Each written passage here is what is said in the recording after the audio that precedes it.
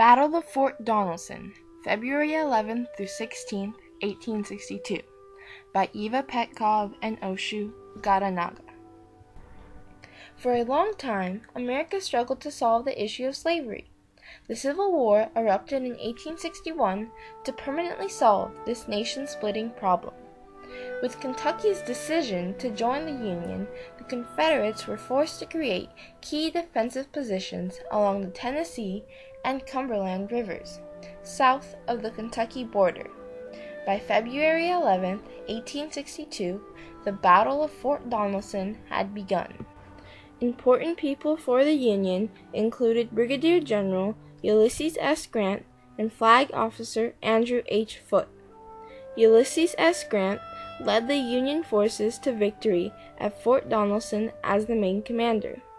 When the Confederates surrendered, Ulysses S. Grant negotiated a complete surrender, thus earning his nickname Unconditional Surrender. No terms except unconditional and immediate surrender can be accepted. I propose to move immediately upon your works. Ulysses S. Grant. Flag Officer Andrew H. Foote led the attack of Union ironclads on Fort Donelson, which caused great damage to the fort and aided the victory. Important people for the Confederacy included Brigadier Generals John Buchanan Floyd, Gideon J. Pillow, and Simon B. Buckner.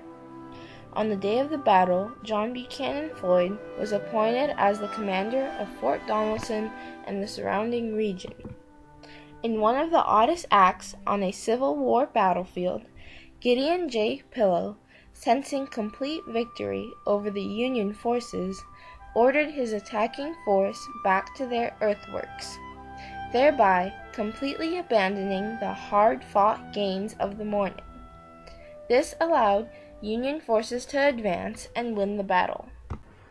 Near the end of the battle, both Gideon J. Pillow and John Buchanan Floyd found excuses to cross the river on which the battle was fought to safety, leaving only Simon B. Buckner to command Confederate forces at Fort Donelson.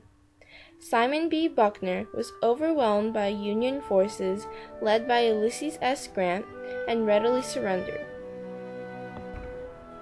The casualties were devastating for both sides.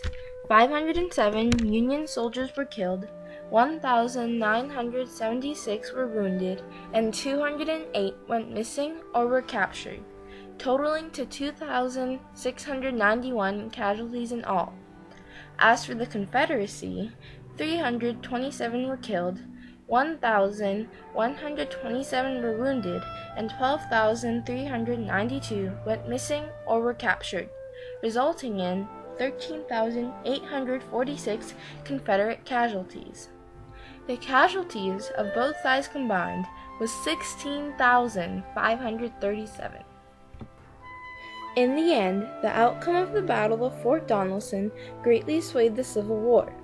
It devastated the South and empowered the North, in addition to giving the North an entryway into Southern territory via the Tennessee and Cumberland rivers.